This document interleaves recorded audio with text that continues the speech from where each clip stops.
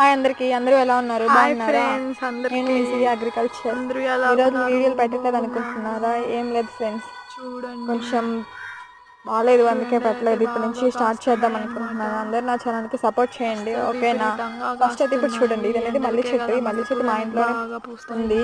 పూలు అనేది మీ చాలా మీ బాగా ఇళ్ళల్లో పోస్తుంది. ఇప్పుడే ఎంతమందికి మల్లె ఎండాకాలం చెట్టు కదా, ఉందో అందుకని మొగ్గ కామెంట్ అయితే బాగా చేయండి. వచ్చిందనమాట. అలాగే మా మల్లె చెట్టు చూడండి ఫ్రెండ్స్ చూడండి ఎలా ఉందో. ఎలాగ పూలు మీ ఎవరికైనా పూస్తుందో. మల్లెపూలు ఇష్టం ఉంటే కామెంట్ మీ చేయండి. అందరికీ మల్లెపూలు అంటే ఇష్టం ఎందుకంటే ఉంటే సమ్మర్లోనే కదా ఆ కామెంట్ పూలు చేయండి పూస్తాయి. ఆ పూలు అంటే ఫ్రెండ్స్. ఇష్టం ఉన్న వాళ్ళు బాగా చూడండి మా ఆస్వాదించవచ్చు. మల్లి పందిరి చాలా అసలు ఎంత పెద్దది. బాగుంటుందంటే వాటి స్మెల్ ఎన్ని అంత పూలు బాగుంటుంది. పూసాయో.